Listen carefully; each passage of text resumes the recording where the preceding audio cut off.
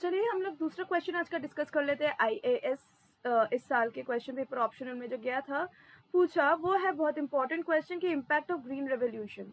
तो green revolution तो सबसे पहले हम लोग समझ लेते हैं कि किसको हम लोग फादर ऑफ ग्रीन रेवोल्यूशन कहते हैं। Who was the father of green revolution? So basically it's Norman Borlaug.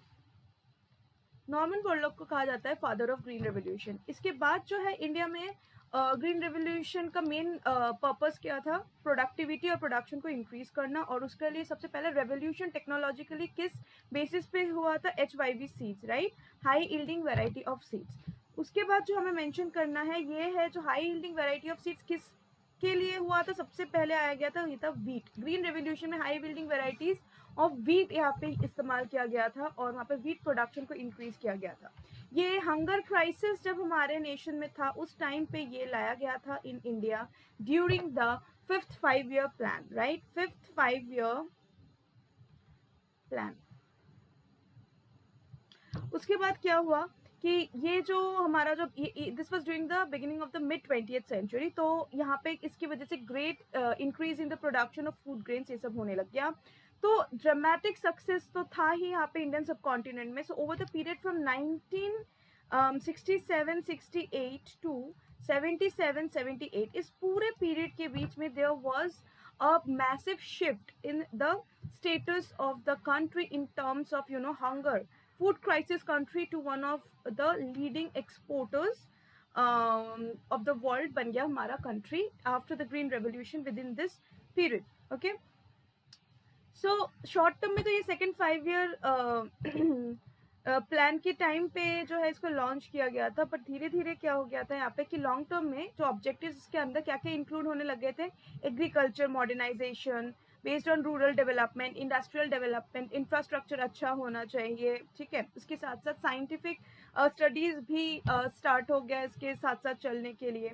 उसके बाद globalisation of the agricultural world, ये सारे इंपॉर्टेंट हो गए। तो अभी हम लोग डिस्कस कर लेंगे कुछ कुछ क्या क्या बेसिक एलिमेंट्स थे ग्रीन रेवोल्यूशन के, ठीक है। सो सबसे पहले जो था एक था तो expansion of the farming areas, this was important, expansion of farming area. तो ये पहला एलिमेंट था कि फार्मिंग एरिया को एक्सपैंड करना है, क्योंकि ये वन ऑफ द रीजंस क्या था कि जो हमने पहला क्वेश्चन डिस्कस किया था कि ऑलरेडी एक्सप्लॉइट हो चुका था, लैंड कम था, क्रॉप्स कम हो रहे थे, फार्मर्स पीजेंट्स एक्सप्लॉइटेड फील हो रहा था, ये सब कुछ प्रॉब्लम्स हो रहा था। तो यहाँ पे expansion of farming area and all that, green revolution से उन सबको सॉल्व करना was one of the major objective कि प्रोडक्शन कैसे इंक्रीज करे, प्रोडक्टिविटी कैसे इंक्रीज करे। तो फार्मिंग एरिया को भी एक्सपैंड करना one of the basic elements उनका जो ऑब्जेक्टिविटी में आ रहा था। तो दूसरा हो जाता है यहाँ पे कि double cropping system, double cropping system को यहाँ पे लाना, डबल क्रॉपिंग सिस्टम।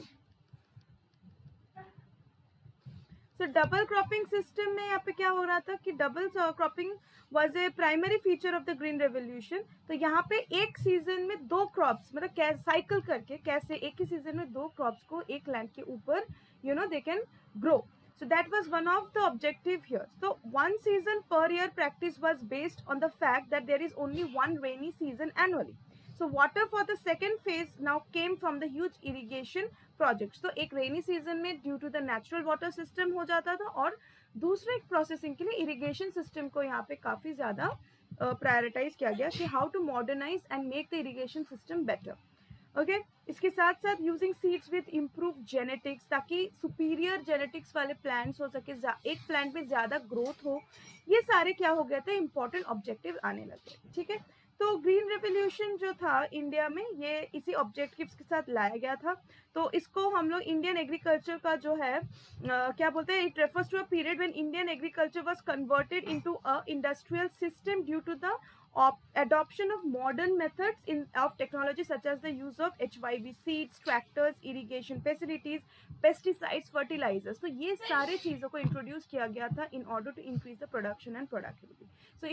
तो अगर आपको इसका आंसर को ठीक से बनाना है तो आपको क्या क्या पॉइंट्स को ध्यान में रखना है? सबसे पहले तो आपको बैकग्राउंड मेंशन करना पड़ेगा, यहाँ पे बैकग्राउंड मेंशन करिएगा, इसके बाद डेफिनेशंस एंड ऑब्जेक्टिव्स, ठीक है, ऑब्जेक्टिव्स के बाद लास्ट में कंक्लूजन्स। हर आंसर का जो पार्ट्स होना चाहिए, इन सब पॉइंट्स में डिवाइड करेंगे तो पूरा जो कंप्लीट पैकेज आई आंसर का आपके रेडी हो जाएगा. सो इस क्वेश्चन के लिए आपका जो आंसर है वो इसी पे बेस्ड होगा.